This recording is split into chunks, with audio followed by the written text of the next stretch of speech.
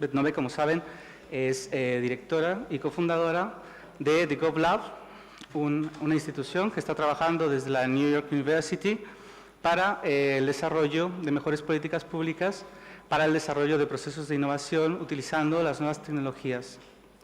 Beth, I'm going to make a brief introduction of you, nothing more than 1 minute or 2, because everybody knows you. So, tan solo comentar que Noveck tiene una trayectoria muy importante en materia de desarrollar procesos y de crear comunidades asociadas a la innovación, y también en el marco de las iniciativas de gobierno abierto que se desarrollaron en el primer mandato del gobierno del presidente Barack Obama a finales del 2009-2010. Sin más dilación voy a dar paso a Beth Noveck.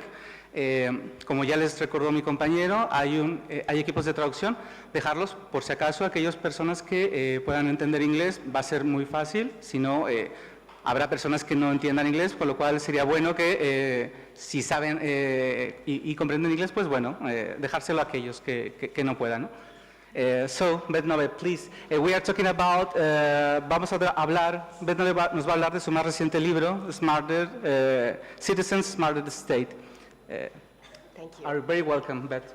Thank you. I'm really very delighted to be here. And let me, at the outset, first thank the translator for their help. And I will look at you occasionally, so if I'm speaking too fast, I see you, you can just tell me. If she starts to jump up and down in there, we'll know. So I'm very delighted to be here, and it's a very exciting time to be in Madrid, obviously, for people who are interested in public administration, in public policy, and political science, and in particular in the impact of technology on the way the state does its work and on the way the state collaborates with citizens. Because this, of course, is it's nothing but Government Innovation Week in Madrid, with the Open Data Conference, today the Open Data Research Summit, tomorrow the International Open Data Conference, yesterday the launch of the Novagob Lab at the University of Madrid. It's really, Madrid is the place to be, and I'm very honored to be here this week. One of these great challenges, one of the things that we are doing at the GovLab in New York City, where we study and research and focus on the impact of technology on the state, is we focus on the question of how to increase the speed and the agility with which government officials get expertise. So we look at the ways in which technology can help government get smarter, not simply from data, but from people. So we have been working on a project, my colleague Maria, who's joining us in the back, Maria Hermosilla, who many of you have met, she's back there, and let me single her out, has been leading a project that we are doing with 4 governments in Latin America, with Colombia, with Panama, with Argentina, and with the city of Rio, where we are using the internet to accelerate the speed with which these countries get expertise around Zika. So almost every week we have a conference where we bring together people to focus on a particular problem. For example, recently the topic was trash, garbage, basura, and water, where we asked how can we help these countries take out the trash more quickly? A very basic challenge that government faces. And we brought together dozens of people from around the world, not simply experts in mosquitoes or in Zika or in public health, but people who do citizen science, people who work on new technology, people who work with school children, getting them to pick up the trash, for example, or recycle. And we brought people together in a conversation that we hope will lead to changes in how those governments work in a very, very short amount of time. So I use this example because I think it's a useful one of the ways in which, of what I hope to talk about today, again, the ways in which we can get smarter faster. But I want to start with a problem and a challenge, because whereas this seems like a very good idea that we should get better expertise into government and we should use the internet to do it, it is not an uncontroversial notion. And for scholars of public policy and political philosophy and political science, I think it's an important question to ask ourselves, as Churchill did many years ago when Winston Churchill said, experts should be on tap, but not on top. They should be accessible, but they should not be dominant. We have a perceived conflict and a challenge between the notion of democracy and expertise. A conflict that Habermas pointed out in his recent book, in which he said and complained, and by the way, this seems only emphasized through what's happened with Brexit in the UK. It's something we hear constantly in the election campaign now in the States from people like Donald Trump, and that we hear from other populist candidates, that expertise is a bad word. Right? If we are governing in a democracy where it should be ruled by the people, then how do we justify and how do we understand the concept of what sometimes is called technocracy, or rule by the knowers, right? What is this notion of expertise today? And let me just, before I dive in to explain why I think this is not a problem, let me say that there are and have been over the last 50 years many strong complaints against the concept of expertise in a democracy, right? Expertise is a very troublesome word because experts, for example, are very corruptible, right? So somebody may be called a scientist, may be called an expert, may be called a doctor, and we only need to think about the example of doctors under Nazism. We only need to think about Lysenko in Russia. We need to think about the use of science in the Bush administration to deny the existence of climate change. And we realize there's a very controversial relationship between the state and between science. On the other hand, there's this argument that experts are too weak and easily corrupted, or this argument that they're too strong, right? It's too elite, it's too anti-democratic, it's not populist enough, it places too much emphasis on procedure. And I think there are many people today who also make a very strong critique that the reliance on experts is too rational, it's too mechanistic, it's not complex enough, right? The typical concept of the way experts, in the sense of pundits and think tanks, have done their work is to say policy A will lead to outcome B, will lead to result C. And there is a complaint, I think a justified one, that this is too predictable, it's too orderly, it's too deterministic, and that it actually depresses a culture of innovation and experimentation. Right, so if some of you have read, and I'm sure his work has been widely translated, the American social scientist Philip Tetlock, who writes a lot about expertise and political judgment, and the sort of summary of Tetlock's work is a monkey is just about as good as an expert. A PhD is no better than a monkey in essentially predicting political outcomes. Tetlock has been very involved in the idea of using decision markets, but essentially he says this expertise concept, and I'm not doing a very sophisticated work, I'm not doing it justice, he says is not very useful. So now let me take issue with this. Now let me say that I think this conflict that we have long posited between expertise and democracy is inappropriate. It stems from a false dichotomy, a false conflict that we view between citizenship and expertise, between democracy and science, that I think is no longer the case in the age of the internet. The truth is that all citizens possess expertise, all citizens have know-how, and we simply lack the institutional designs that are allowing us to take advantage of it. So now let me give you an example. And I have used this example, I think someone mentioned the TED Talk I gave a few years ago. I think I might even have mentioned this then. This project just started a few years ago. And unfortunately, it's still one of the only really good examples of what I'm talking about, though there are many more, which I will point to. So this is a project that started in a fire department in the United States to essentially, and we just had a panel about open data, so it is dependent upon open data. So if you call emergency and in the United States and say, I'm having a heart attack, thanks to open data, people who are registered for this service receive a text message on their phone.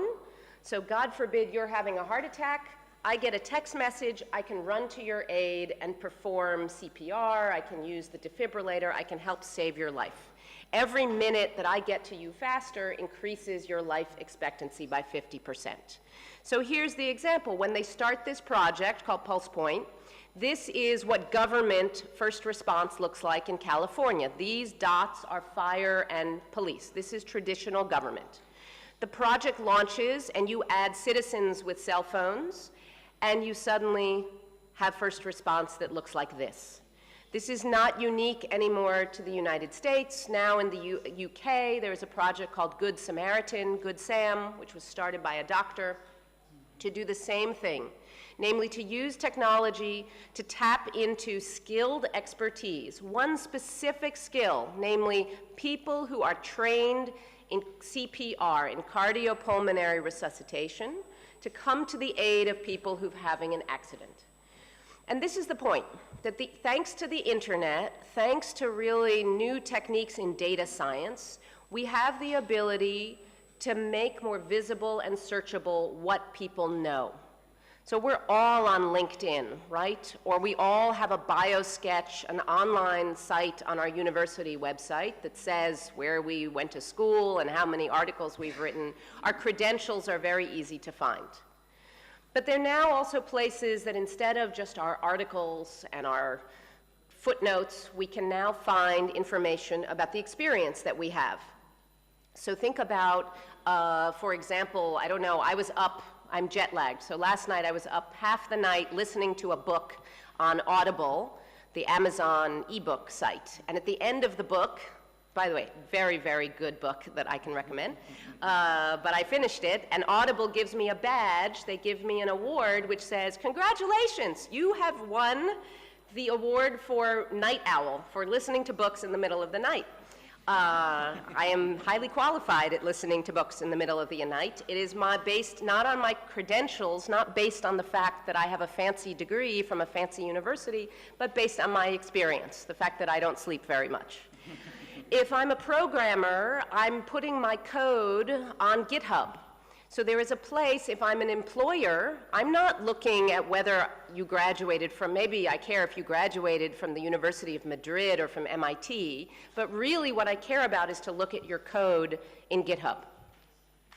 So we have this world in which now, I would put to you, in the next few years, we're going to move from a scenario in which we are better able to improve how government works, not simply from data, a story that we're coming to understand better, right? And the last panel was all about this concept of open data, right? The way in which open data is going to change how we govern, going to change how we make decisions. We're pretty good at this point at understanding that we need to open the data. We're not very good yet at knowing how to use the data to change how we do things. So we have these great open data policies, but it's still many years away that we're going to change the way government does business. Just to give you one example, in the United States, we have only one city right now, at least last time I checked, that is using the data about foodborne illness to change how the city inspects restaurants. So every city goes down a list, A, B, C, D, E, and inspects the restaurants, and that's a very slow process. Now Chicago uses their data to develop a new predictive model to guess where foodborne illness is likely to happen, and then to change how they do their inspections. So that's the future of using data differently. That's just beginning. But this is only a piece of the story. It's the transparency piece that we all, I think, understand intuitively fairly well. The rest of the open data story about participation and collaboration, I think we talk about it. I think we know we have always aspired and had legal mandates to consult with citizens, but I don't think we have done as good a job yet of understanding how technology could change this process. So it's beginning. We have now moved online the process of asking people how they feel about a policy. So we've taken the typical act of polling and we've changed it to things like electronic petitions like they do in the UK, or We the People as they have in the US, where we ask people, how do you feel about policy? And we hear from them. And in the US, I think you know the joke, it's not the reality, but it's a funny reality that they put up this site to ask people about policy, and the thing they suggest is the White House should build a Death Star. You have your, no, where's Alvaro with his Star Wars t-shirt? Somewhere back there, yes. So the #1 petition is go build a Death Star. I think #2 petition. #1 petition is, and I don't know how much, if you have teenage children, this will be funny to you, that the #1 petition is to deport Justin Bieber back to Canada, because he is Canadian and not an American. I have a small child, and I would have signed this one at the time had I known.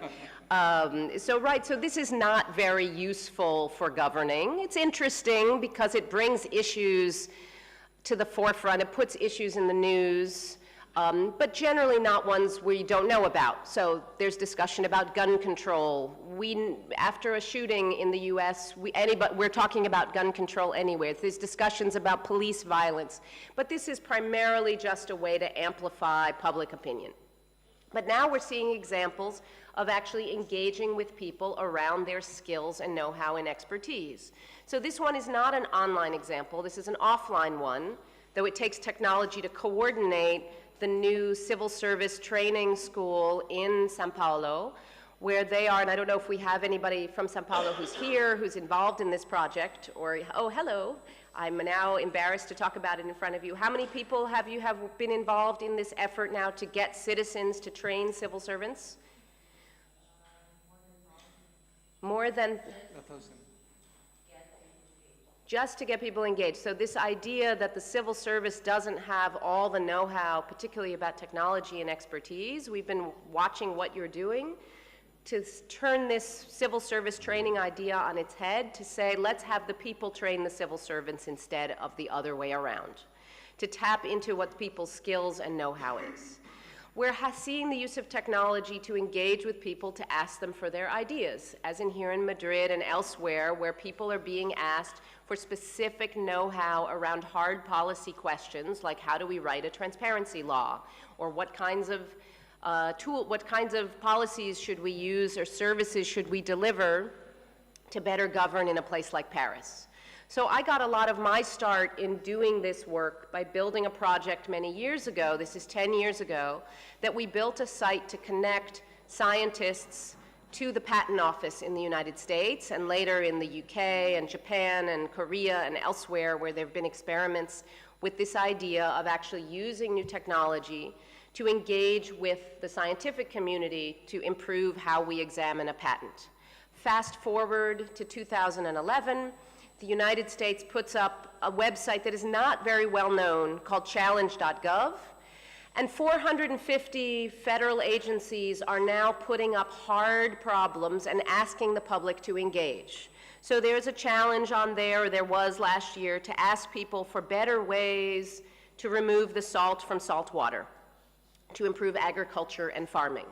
There's a challenge up there to ask people, how do we improve the number of words that a poor child hears versus a rich child? There's an enormous gap in that number that we can accelerate through innovation and new technology, and thereby improve how government delivers its education policy.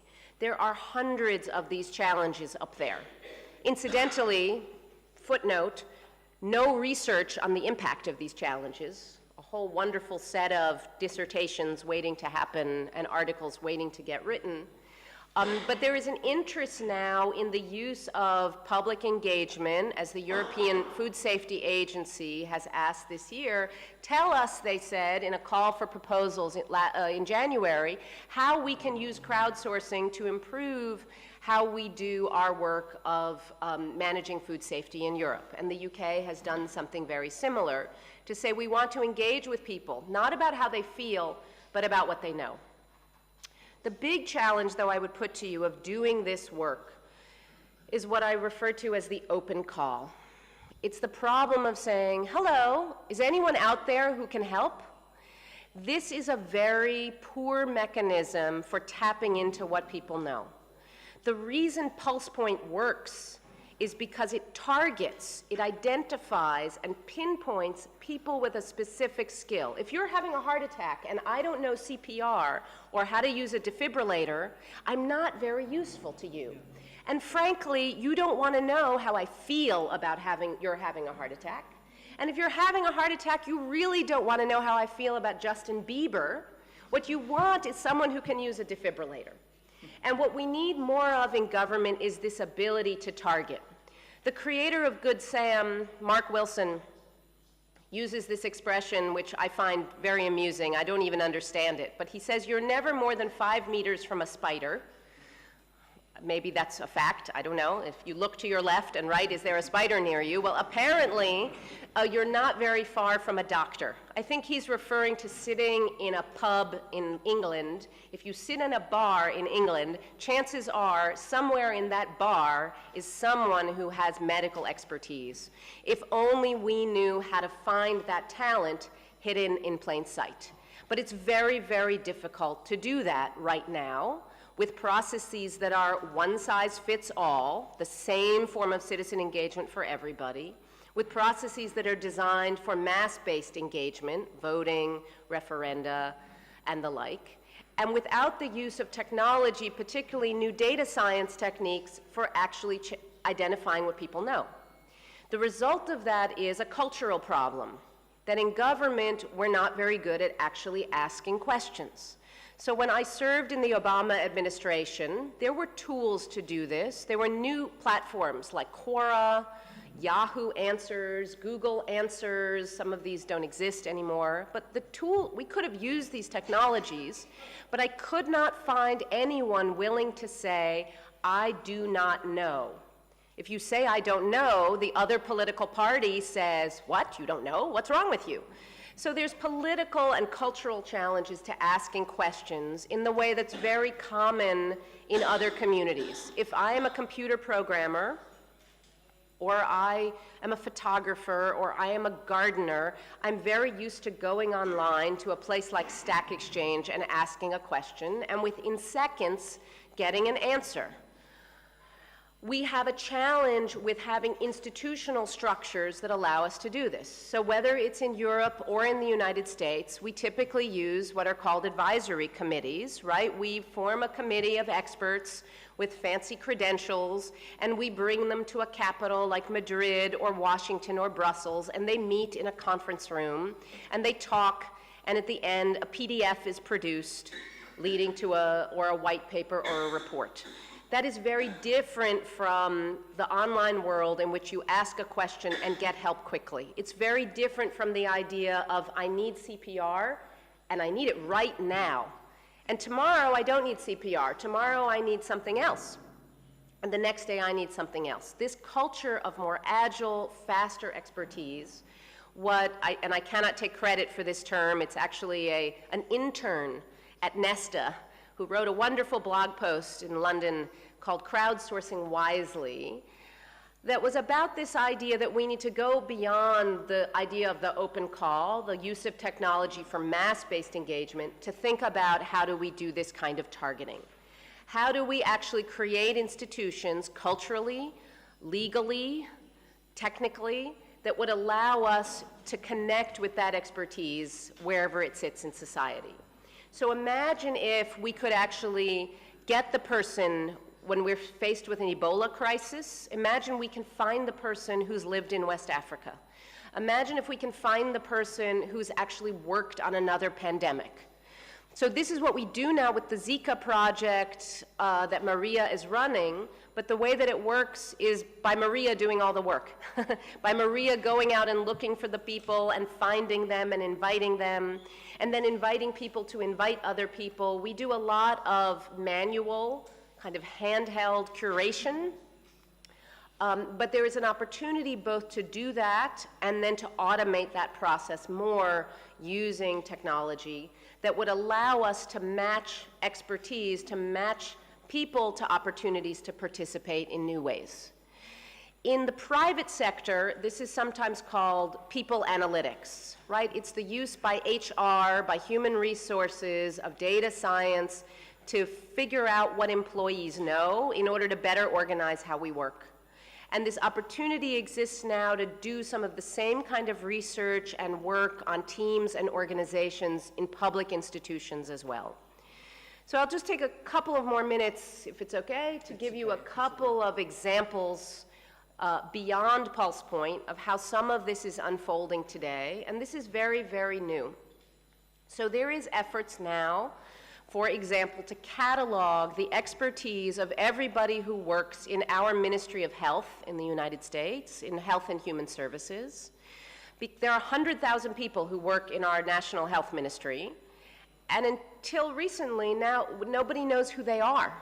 We don't know, literally, we don't know who works there. There's 7 different IT systems managing human resources, but people have titles like deputy director and assistant secretary, and you don't know what people can do.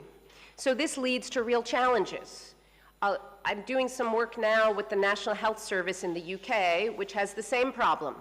They have a lot of data and a lot more open and accessible data, but they don't know who can use that data. They don't know who knows data science across the organization. They don't know who knows statistics or computer science. They only have, across the whole of NHS England, 150 people whose title is analyst, whose title has something to do with analytics. Yet there are a lot more people with quantitative skills, if only they could find them. Excuse me. At HHS, the challenge they're facing is how to examine medical devices and drugs faster and more quickly.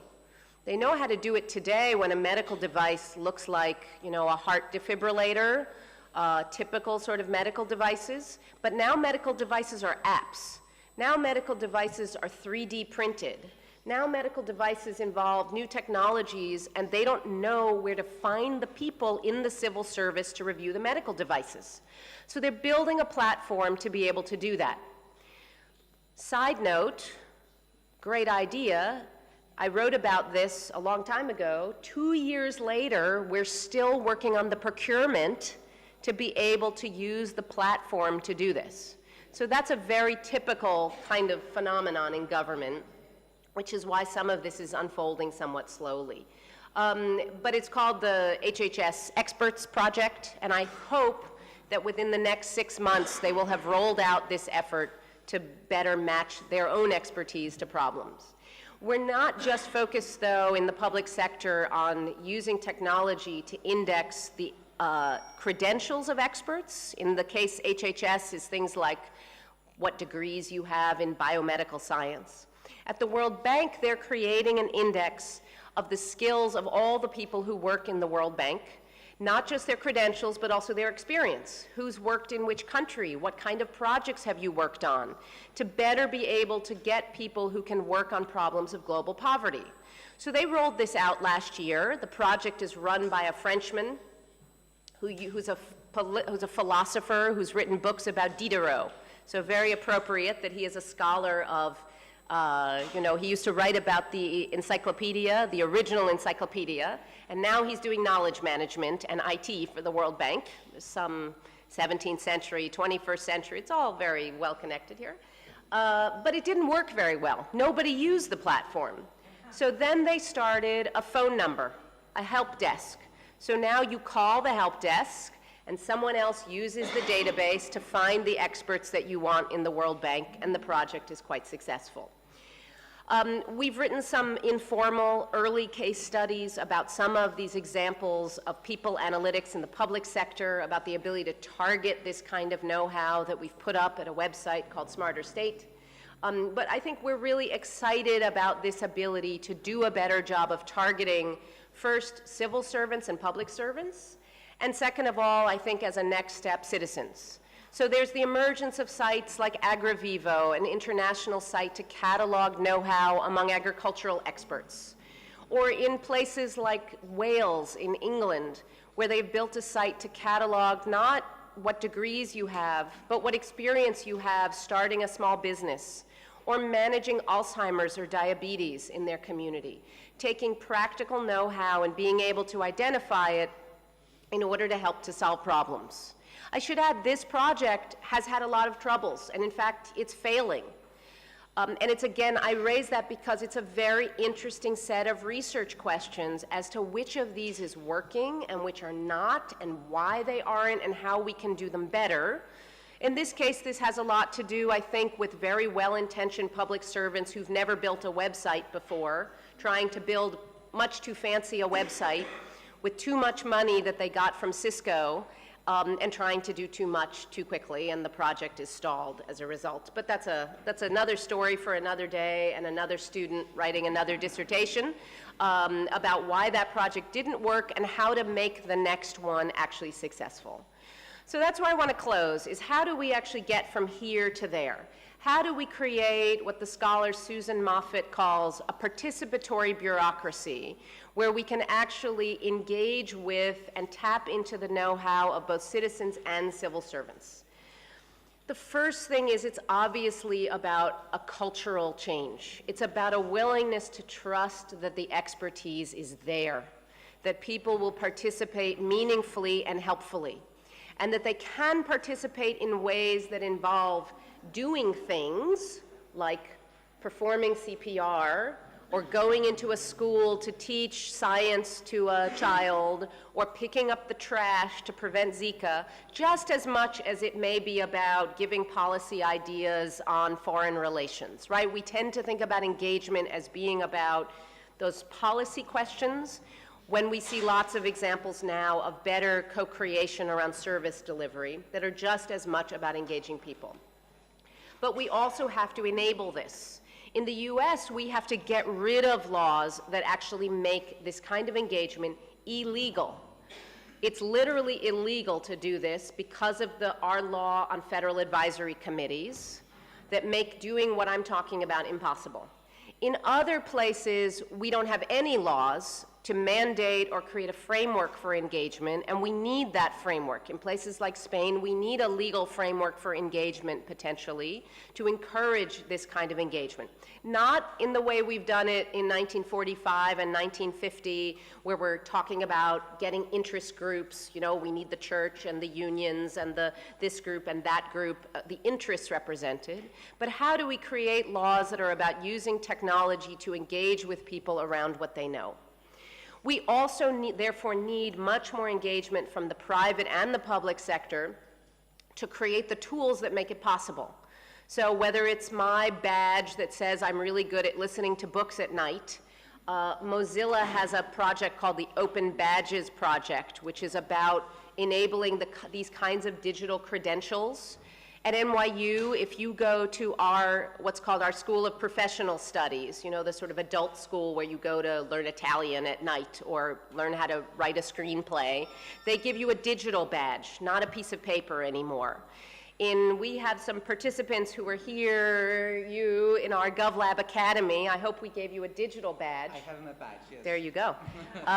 He can't hang it on the wall. So we saved money on the printing. But what it does do is potentially allow you to make these things more searchable. And there are foundations like Lumina, which are investing in trying to build this infrastructure to make worker credentials more searchable. What's going to drive this movement has nothing to do with what we care about. What's going to drive it is private sector interest. If you're Google, you don't care that somebody has a college degree. What you care is what they know how to do. And in order to validate that as an employer, you need these digital mechanisms to better search for and target that expertise. That infrastructure, which will get built for the private sector, we need to piggyback on for the public sector. But we're going to have to do it in ways that work for the public interest and for public mission. We can't just use LinkedIn, which has been built to get middle-class people middle-class jobs. We need to actually create platforms like Novagob for the Spanish community. We have been building at GovLab, we've been experimenting with creating a platform we call the Network of Innovators, which is designed to identify and match people with public sector expertise, particularly in innovation. I invite you to sign up, networkofinnovators.org. We need to build things that actually are designed for public purposes. And above all, as researchers, and this is where I close, it is incumbent upon us to do more research, to do the experiments about what works. So when the World Bank rolls out its Skill Finder platform, does it have an impact on how we address poverty? When Health and Human Services rolls out its expert system, finally, will it change how medical devices get examined? And what's the difference? What's the difference between what they're doing and, for example, what our Environment Ministry just started to do, where they've said, we don't want to find the experts. What we'll do is post the projects and let the experts find the projects. So now, in the Environment Ministry, you can post a project and you can say, I'm looking for people with data science expertise or who know something about water or whatever.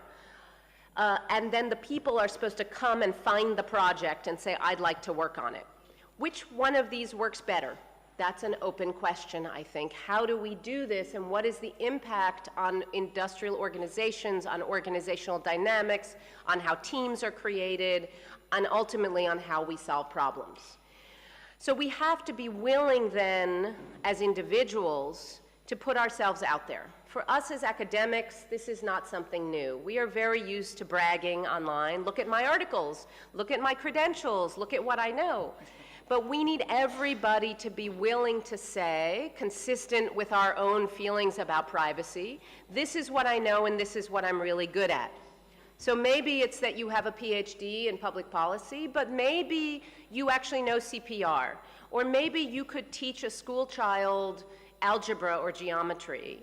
The more that we use the tools to make visible what we know, the better job we can actually do of creating what I like to nickname Tinder for government.